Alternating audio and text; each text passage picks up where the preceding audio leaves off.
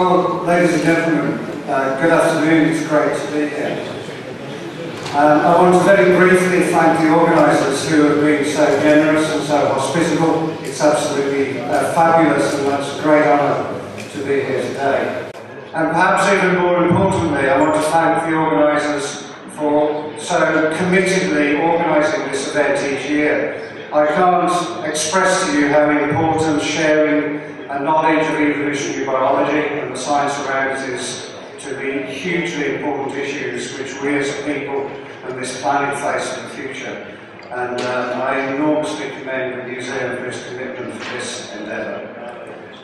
I'm going to speak about a project where I spent over the course of 3 years retracing one of the most famous British voyages, the voyage of Captain James Cook, his first Pacific voyage in a ship called the Endeavour, which took place in 1768 to 1771. And why did I pursue this voyage? Because I was interested. From a child I was interested in voyages, but as I grew older and took a greater interest, I began to ask questions. How do we interpret the journals which were written hundreds of years ago? Are they accurate? What sort of relevance do those journals have in the present day to the places where the voyage is visited? Those are just two of a host of questions which I'm going to touch on today by telling stories, a few stories, as many I would like to tell which are a consequence of the voyage. Captain Cook's voyage was hugely important in scientific and British history. On board was a gentleman scientist, one of the first ever scientific voyages which was privately funded. The gentleman on the right of this picture, Sir Joseph Banks, a young aristocrat, joined the voyage with an entourage of other scientists. When he came back, he was immediately made famous by the voyage. He became the President of the Royal Society, the longest everlasting president, and he had huge influence in the future of the British Empire and of the development of scientific discovery beyond this particular voyage. The image of him you see here, he's dressed in the paraphernalia of the voyage. You'll see the war clubs and paddles in the background, and he's actually wearing a Maori linen cape, which is an aspect of the story which I will come on to later. Now, there's a number of reasons for this voyage at this point in history. The British were in competition with the French. The academics were interested in the geography of the Earth. Many armchair geographers in the Royal Society still believed that there was a great southern continent, a terra australis. And one of the explicit reasons for this voyage was to go and look at the extent of this southern continent. Now, there's a certain irony here because Cook didn't believe in its existence. And he didn't believe in it because he already had the evidence. He knew that Dutch explorers, Abel Tasman, Van Diemen, had travelled to the southern continents in so much as they've got a fairly good idea of the extent of what they call New Holland, what we now call Australia. They touched and discovered Van Diemen's Land, and they'd even got as far over to the coast of New Zealand, although they had no confirmation that it was only an island. But Cook was absolutely certain that the Earth was already different to the way armchair geographers understood it, and he had a very deep suspicion that the continent which was theorised by the geographers was actually not there. But nonetheless, it was part of his mission. Under the auspice of Banks, the gentleman scientist, were a number of other individuals. I'm not going to mention them all, but I will mention a botanist called Daniel Solander, and I'll say a little bit more about it in a moment, and one of the two scientific illustrators, a young man called Sidney Parkinson, whose images remain a really important part of the documentation of that voyage. And again, I will touch on his importance as this talk continues. As I mentioned, I spent 3 years travelling around the globe. Actually, I was at work much of the time, but at each date in the diary when he landed on a coastline, I would arrive in the same location. I'd spend exactly the same time as Cook, and when he set off again, I would go back to work. And so I retraced over 3 years those landing points. And my explorations are to do with those contacts with those individual sites. And of course, when you go to sites, the voyage is just a moment in its history. And quite often, other scientific voyages are other moments in that particular part of the history of those geographical locations. And 70 years or so after James Cook, Charles Darwin visited many of those same locations as he travelled around the globe in the Beagle. So we see in those voyages benchmarks of the history of the locations. And indeed, another voyager I'm just going to touch on, Darwin's Beagle voyage went around the south of Australia, but a short while later, following Cook's voyage to the north, was another lesser-known voyage in a ship called the Rattlesnake. And on board that ship was a very young surgeon, the ship's surgeon, who was Thomas Huxley. And those of you who know your Darwin history will know that Huxley, in due course, became a very close friend and the mouthpiece of Darwin. He was the man who went public. He was known as Darwin's bulldog and presented Darwin's ideas to the broad public. And of course, in present time, I followed that journey and had my own encounters as I travelled. Now, let us take a quick look at some of the context of these points in time from a scientific learning point of view. First of all, at the time of Cook, there was still a very strong view of a fixed created universe, a fairly short-lived world of a few thousand years, and that the complexity of the Earth was such that it could only have been put together as an intelligent design. Those ideas were very much the worldview of most of the people who tried to understand the world in the time of Cook's voyage. The botanist I mentioned to you, who was on board, Daniel Solander, was actually one of the apostles, the acolytes of the great Swedish naturalist Carl Linnaeus. So the great occupation at this time was identifying as many species as possible, fixed species, but giving them names, Latin names from which they could be identified. So filling the knowledge house, the diversity of the world, was the primary occupation of natural scientists. And this was in the context of us having, in Christian terms, dominion over nature. We could do what we wanted with it. And part of this search for knowledge was to find new plants, new species, which we could put into the use of humankind. The image on the right-hand side, incidentally, the fruit, is the breadfruit on Captain Cook's voyage. As Daniel Solander and Banks found this fruit on Tahiti, they realised that it was potentially a very good starch food for slaves, and in due course, Captain Bligh was sent back to recover this fruit and take it to the West Indies. So that whole story of the mutiny on the Bounty is directly related to this comment I've just made. Now, that isn't to say that some people weren't thinking about evolution. And again, you will be familiar with these names. Jean-Baptiste Lamarck had ideas of mutation theory, as did Charles Darwin's grandfather, Erasmus Darwin in England. These people were contemporary with the Endeavour voyage, but their ideas were regarded as abhorrent, as disgusting by most of science. There's an English description here of their mutation theory as being the most absurd, most extravagant, most reviled idea. So the world of that time was very much, as I said, a fixed world of species which were created for the purpose of man.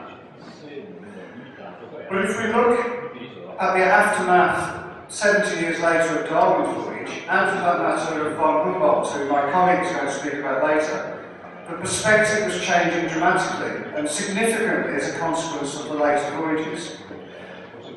Now the world was seen in terms of connected species in environments, and the idea of ecology was emerging as well as evolution. Understanding ecology and understanding evolution are completely tied together. Indeed, when the word ecology was defined by Ernst Haeckel, he defined it as the study of all those complex interactions referred to by Darwin as the struggles for existence. So, understanding living systems and understanding evolutionary systems are intimately related, and it's defined out of the knowledge which Darwin and the other German travellers acquired. And just briefly looking at the present day, I would suggest to you that the knowledge system today has moved on again. We've been off the planet, we've looked back at it, and we've seen that that fragile area of life around the planet is actually a regulatory system for the entire system which we rely on.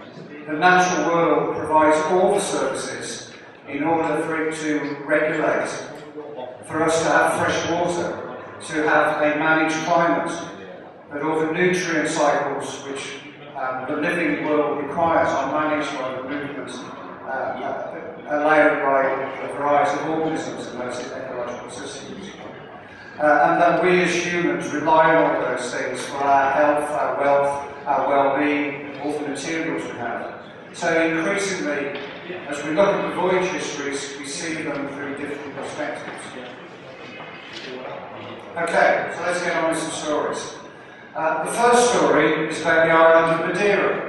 I've chosen this because there's also a separate known history to this island. It was a European island owned by the Portuguese. It's got its own history and documented history which we can compare the voyage accounts with. This is the Bay of Funchal at about the time of the Endeavour voyage. And this is a photograph I took in 2002 from roughly the same location. Well, you can see the geography is the same, you can see that the city has grown substantially, but we can discern other things as well if we stand there today and look back at Cook's journey all those years ago. So, for example, some of the historical buildings, this is the Governor's House. Well, that's the same Governor's House which was largely there in Cook's day. It's been transformed, but we've got the assurance from that physical evidence that what Cook described and Banks described is consistent with what we see today. But is all of the evidence from those voyage accounts accurate? But I want you to draw your attention to the cow in the foreground. Joseph Banks described the people of Madeira as stupid and backward. He said they were backward because they couldn't even use the wheel. They had to use they used sledges to pull their produce around.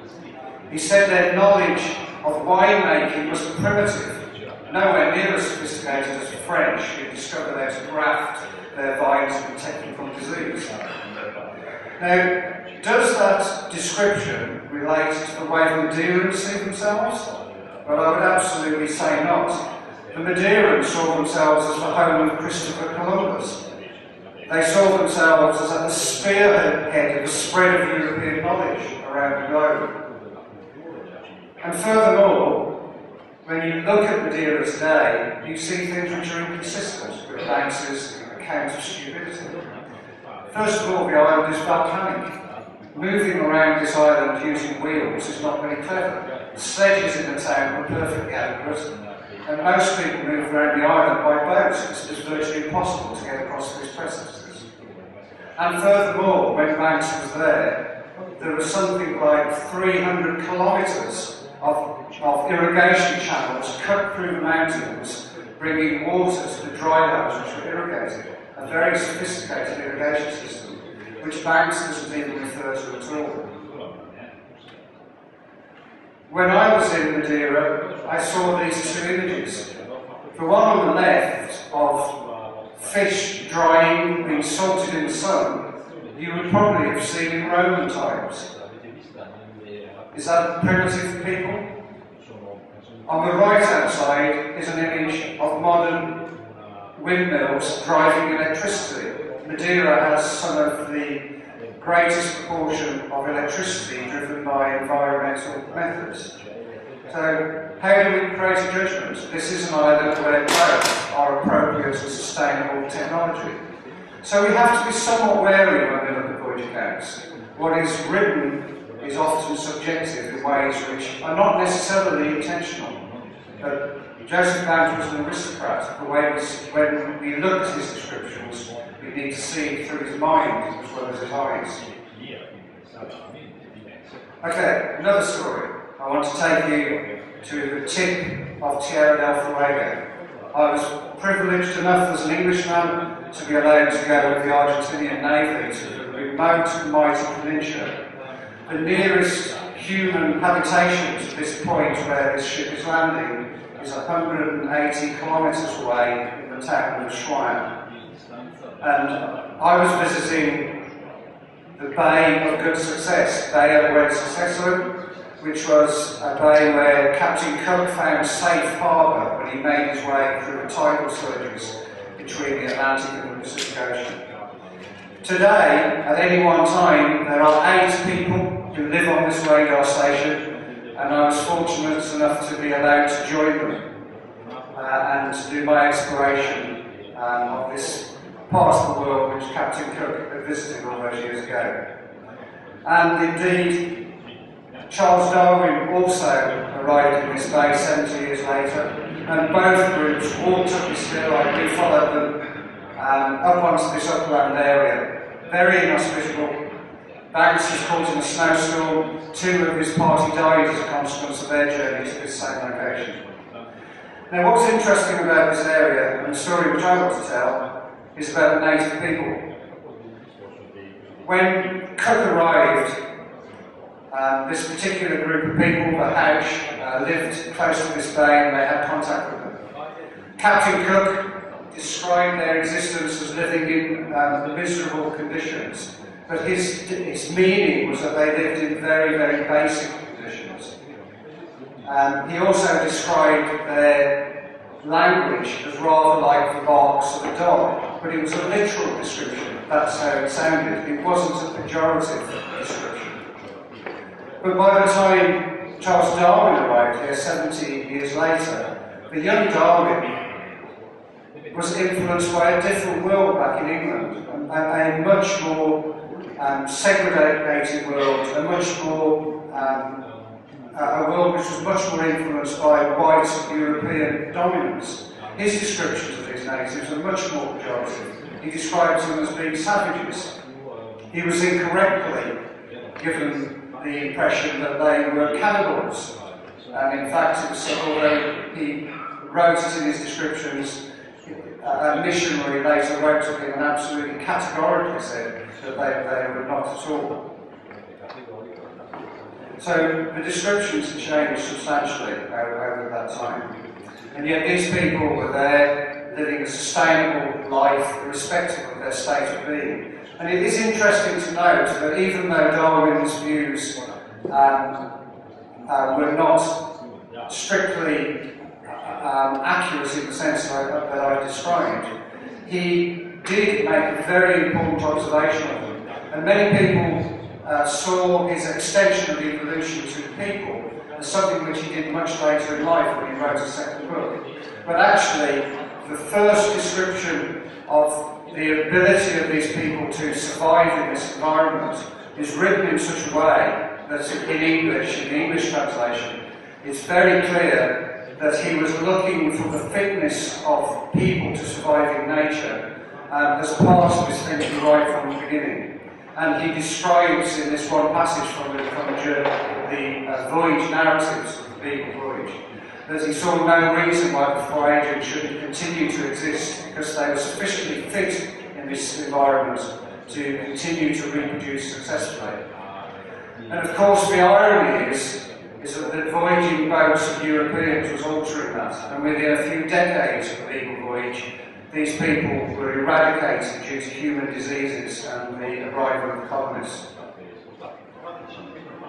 And again, just to pick out a few little anecdotal stories here. When Cook arrived and the botanists from the Linnaean botanists were looking, they were interested in this plant. It was actually a kind of native celery, a salad vegetable, and they identified it for its utility because Captain Cook was interested in cures for that terrible disease of sailors, scurvy.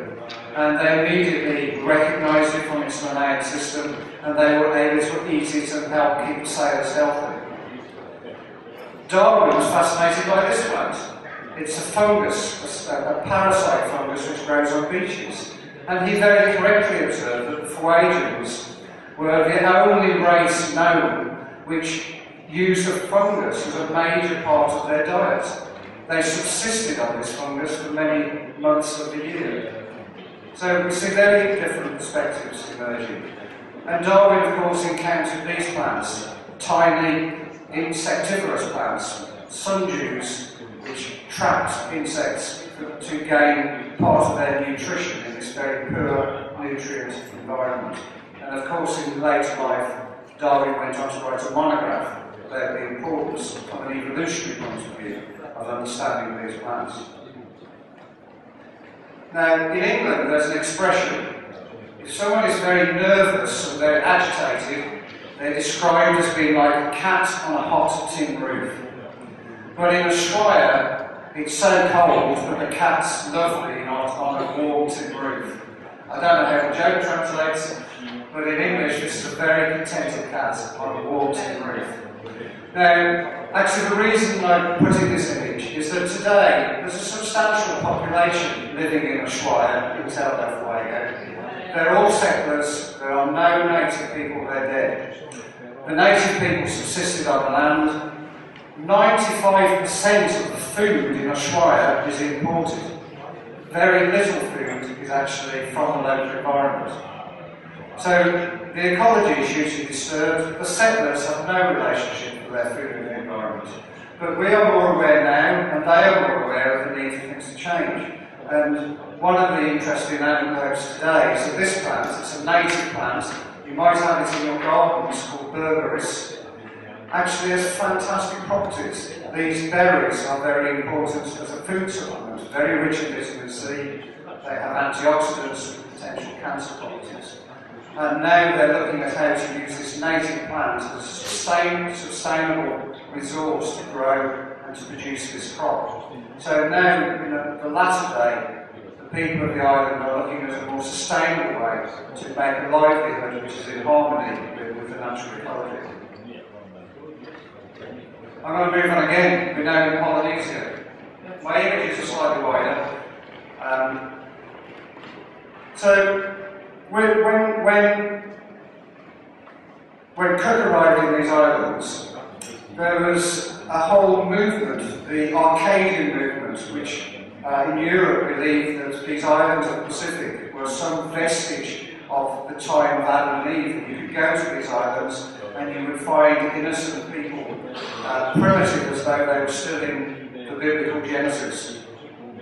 And you will see the image on the left-hand side, which comes from one of the printed versions of the journals, that these people of New Holland, if you look closely, are neoclassical. The Aborigine has got a round Greek shield. He's got a wooden sword, and the spear is a Greek sword. So the journals are re-described through a European sense of sensibility. So again, we ask the question, how accurate are the records that they can be translated so much when they get back to Europe? The image of Tahiti, the top picture, is actually from the second voyage. But again, it expresses the landscape and that sense of an Arcadian world of perfect harmony. And yet, if you go into the voyage accounts, you will discover that Captain Cook, Peter the passenger, who was a priest of the Polynesians, and when they travelled from Tahiti to the neighbouring island of Raiatea, the priest took them to this location where I'm showing a photograph. It's on Marae, a religious site. And it was quite clear from Cook's description that he knew, the voyagers knew, because the priest had told them that a huge intertribal war had taken place, which had led to 5,000 people being sacrificed in this particular location. So Cook, in their document, were aware of these changes, and this was part of the battle of thought which took place during the Enlightenment in terms of how people perceived the reality of the Pacific as opposed to the European presumptions of it. Of course, that had a huge impact back in England, and one of the consequences was this idea of an idyllic world was rapidly changed from a world which was innocent to a world which was terribly evil and had to be changed, and that drove a major movement of missionaries. And if we go to Darwin's arrival in these islands, we see a massively changed world.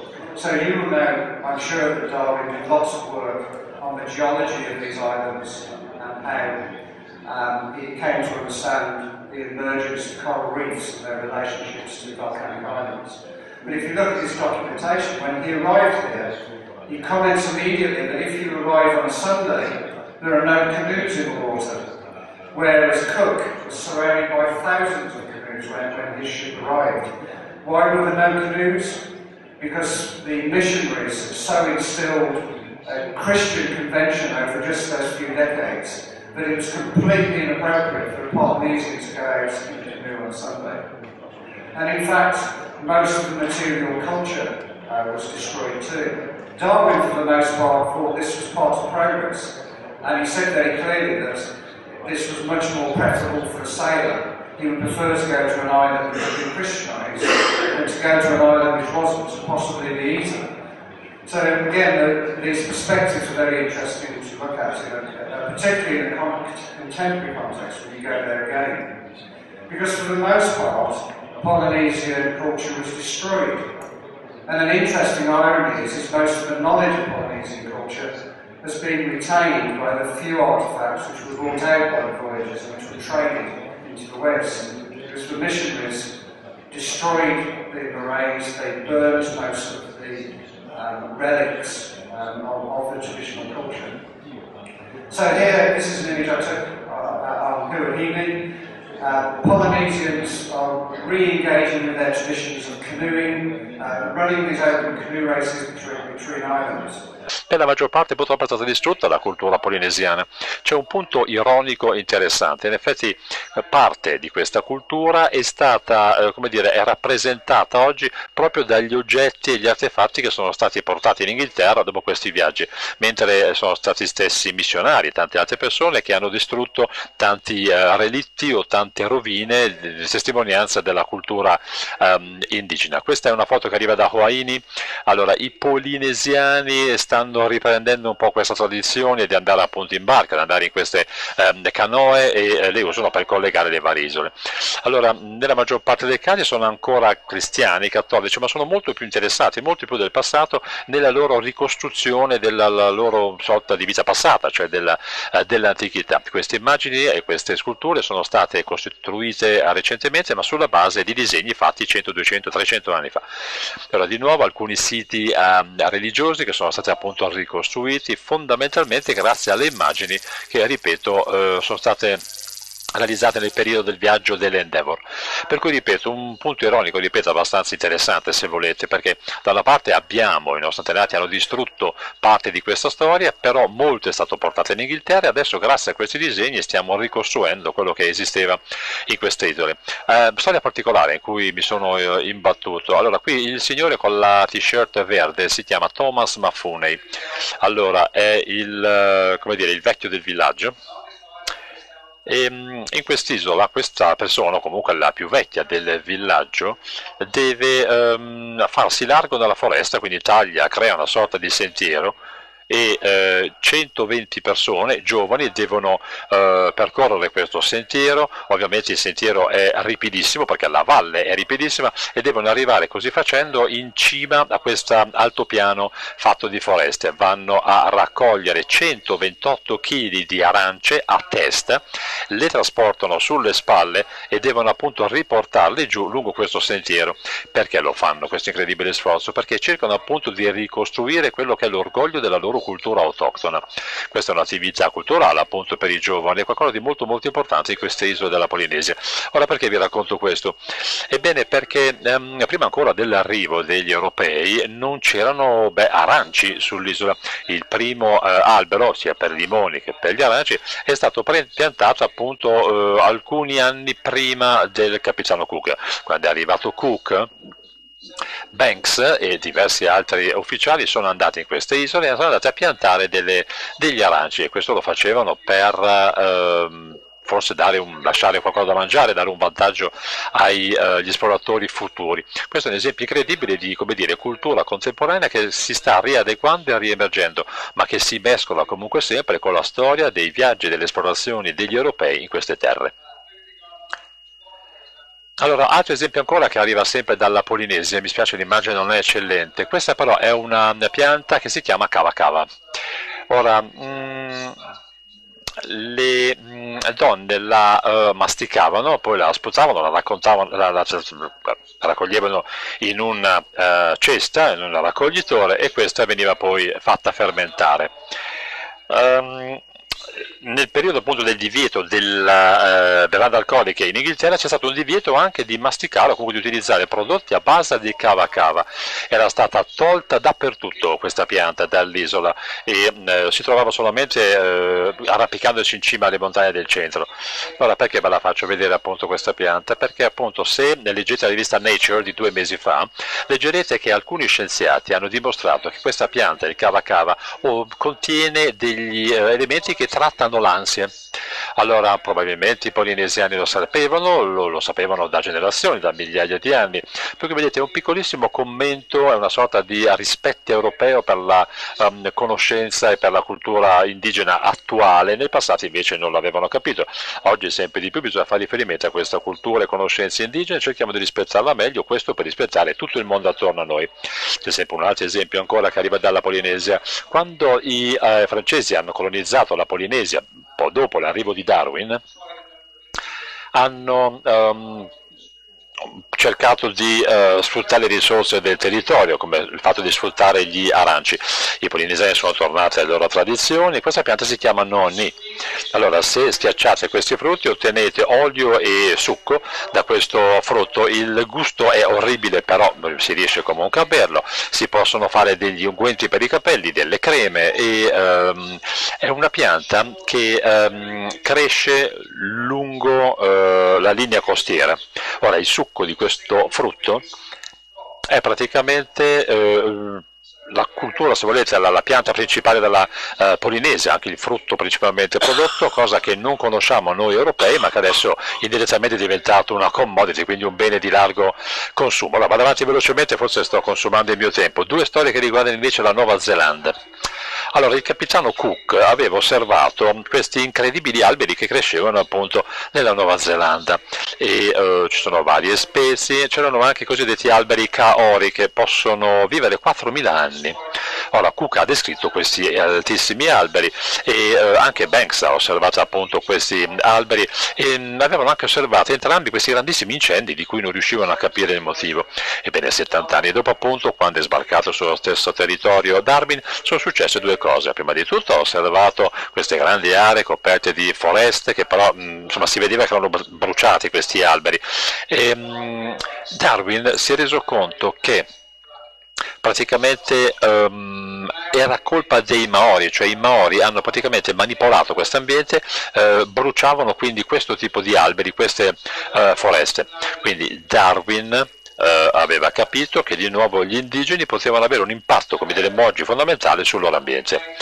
È però vero che, dopo avervi svelato questo punto, quando ripeto è arrivato Darwin su queste isole, sono arrivati anche gli europei che hanno voluto sfruttare al massimo questo legno, cioè le foreste. C'era bisogno appunto di legno ovviamente in Europa e di grandi quantità di legno, quindi purtroppo nello spazio di pochi decenni qualcosa come 40 milioni di ettari di queste foreste di kauri sono state ridotte e addirittura si è arrivati a soli 10.000 ettari. è cominciato poi un programma di conservazione, appunto di mantenimento per così cercare di far sopravvivere questi ultimi alberi. Di nuovo grandissimo cambiamento a livello di impatto ambientale, e questo lo possiamo leggere nelle osservazioni del viaggio, con delle conseguenze appunto a lunghissimo termine, soprattutto sul cambiamento dell'ambiente della Nuova Zelanda così come lo conosciamo oggi. Poi gli europei erano dei visitatori, degli estranei su queste isole, e la conseguenza della colonizzazione europea è stata l'introduzione di tante specie appunto aliene. Questa specie, qui avete una foto bellissima di Poverty Bay, è qui che Cook ha incontrato i Maori. Ebbene, oggi tutto quanto il litorale sembra un litorale un pochino più europeo, se volete, perché le piante che troviamo sono di origine europea. Peraltro sono piante che fanno fatica a sopravvivere in queste aree, sono anche delle specie di erba assolutamente europee, per cui hanno portato le piante per fare un discorso di sfruttamento con delle conseguenze profondissime, e in questo caso invece per evitare queste conseguenze devastanti che hanno avuto luogo nella natura sono state reintrodotte specie autoctone, cioè Maori. Ora mi sposto in Australia. Qui siamo nella parte settentrionale dell'Australia. In questo caso c'era stato un guasto alla nave, la nave è stata poi riparata e è rimasta per varie settimane in questa baia. Allora, gli europei si sono insediati qui, nonostante francamente le difficoltà di gestione di questo territorio. Qui avete un'immagine invece di un'isola che si chiama Possession. Allora, in questo caso è qui che Cook ha piantato anche la bandiera inglese e appunto ha rivendicato la proprietà. In questo momento invece questa terra è tornata, è un'isola molto piccola, è tornata di proprietà della popolazione aborigena del nord dell'Australia. Allora, questo luogo nel nord dell'Australia è un luogo che era stato visitato anche da Huxley sulla nave Rattlesnake di cui vi parlavo prima. Allora, un altro naturalista si chiamava Malcolm McGivray. Quello che è interessante è che questa nave Rattlesnake e il suo viaggio ha avuto luogo nel 1840, circa alcuni anni dopo il viaggio di Cook sul Beagle. In ogni singola isola in cui appunto Cook era andato lungo la linea costiera australiana avevano scoperto varie tipologie sia di piante che di uccelli. Allora, Darwin non aveva ancora prodotto il testo sull'origine delle specie, però c'era stato un naturalista che, anzi forse è meglio dire diversi naturalisti, che avevano osservato molto meglio di Darwin alcune differenze, per cui in ogni singola isola di questa arcipelago al nord dell'Australia avevano descritto queste varietà, e erano state fatte tantissime domande sulle piccole differenze, del perché delle differenze, ma ancora senza risposte. Ho scelto qui una immagine che arriva da un'altra isola, cioè sono tornata a Madeira. Qui avete dei piccoli molluschi che hanno un comportamento molto particolare, che trovate solo in questa isola così secca, poco piovosa, e vi potete quindi chiedere, allora, è possibile vedere questi uccelli che si cibano di questi molluschi attaccati alle piante.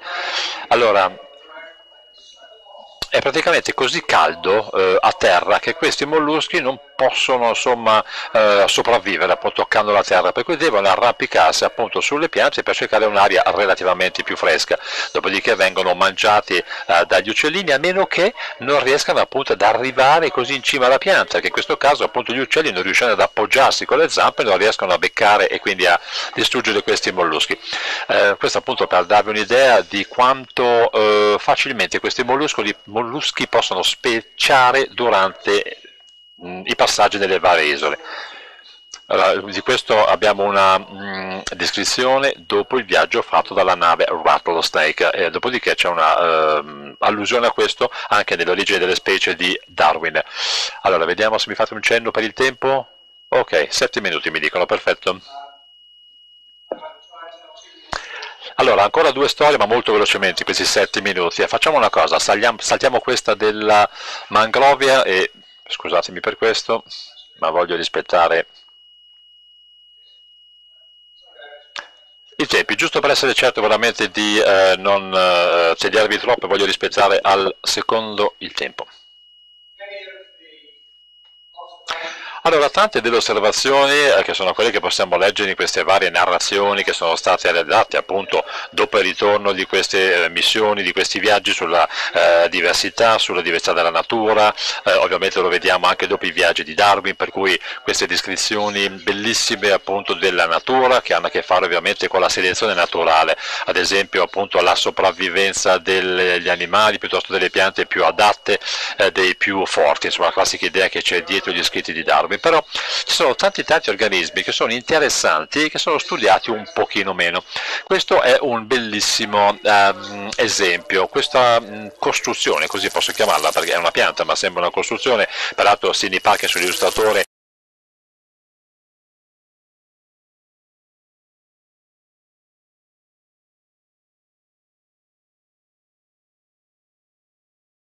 questa pianta chiaramente viva, e questo è molto molto simile appunto all'illustrazione fatta a Parkinson tanti anni fa. Allora, la radice di questa pianta è una colonia di formiche, le formiche vivono all'interno di questa pianta e le stesse formiche vanno a prendere insetti intorno alla pianta, le portano appunto dentro la pianta e si nutrono di insetti. Questa pianta in effetti vive in associazione, pensate, alle orchidee, e queste stesse orchidee, lo sapete, producono degli odori aromatici che poi attirano gli insetti per l'impollinazione. Allora, di nuovo, le formiche e anche gli scarti delle formiche è ciò di cui si nutrono le orchidee, quindi un ciclo completo. Quello che vedete qui è praticamente un'interrelazione molto molto sofisticata che permette a tutti quanti questi organismi, la pianta, gli insetti, le specie che vanno ad impollinare, le orchidee, le formiche, di sopravvivere tutti quanti insieme in un ambiente in cui ci sono pochissimi elementi nutritivi. E questo potrebbe essere l'esempio della simbiosi appunto della natura, che è altrettanto importante insomma dal punto di vista dell'evoluzione, questo ovviamente per il futuro della razza umana. Allora vado velocemente agli ultimi due esempi prima di concludere. Questa è un'immagine appunto di Sidney Parkinson disegnata da lui, questa arriva dalla isola di Savo in Indonesia. Spero riuscite a vedere questa immagine.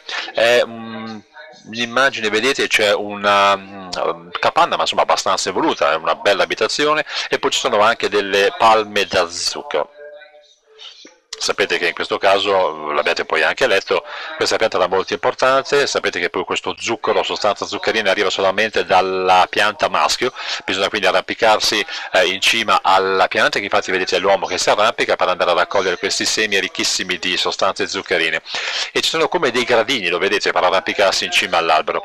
E poi qui in primo piano vedete anche una persona, una donna qui che sta trasportando degli recipienti legati a un ramo che ha in spalla.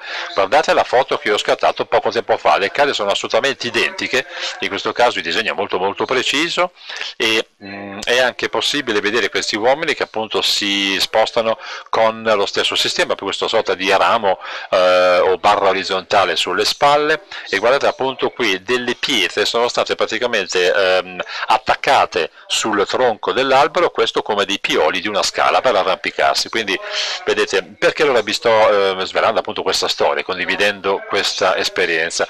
Perché quando ho fatto vedere questa immagine, io appunto ho fatto vedere questa immagine alle persone qui, agli autoctoni, e tra l'altro li ho visti anche arrampicarsi, si sono messi a ridere tantissimo, e io ho chiesto: scusate, ma perché vi mettete a ridere, cosa c'è di divertente? E hanno fatto vedere, mi hanno indicato questa persona che si stava arrampicando, e mi hanno detto: no, ma non si può arrampicarsi sull'albero con questi recipienti, cadrebbero, giusto? Come si vede nell'immagine. E quindi, come fanno sempre, cosa fanno? Si mettono una cintura attorno alla vita, c'è un gancio con un nodo, ed è attorno a questo che attaccano appunto questo recipiente, nel quale poi mettono i semi e il succo. E giustamente questo sistema di trasporto è fatto solamente per camminare a terra, non certo da portarsi sull'albero.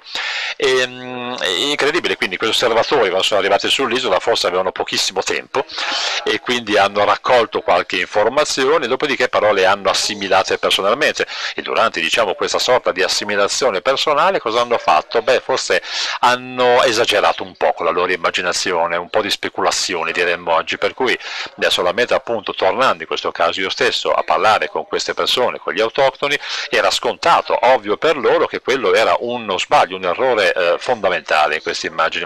Una storia molto interessante, appunto, quando leggiamo queste narrazioni, insomma, non abbiamo sempre una persona vicino che ci possa spiegare se quello che vediamo e leggiamo è vero o meno. Perfetto, arrivo allora alla mia conclusione, una piccola storia per concludere la presentazione e come esempio forse raccoglie alcuni dei punti che volevo condividere con voi oggi. Allora, all'inizio della presentazione vi ho fatto vedere un'immagine di Banks che arrivava in Inghilterra e indossava quindi questa sorta di cappotto o di mantello maori che era fatto di lino. Il lino era sconosciuto agli europei perché appunto arriva dalla pianta del lino e la pianta del lino è nativa della Nuova Zelanda.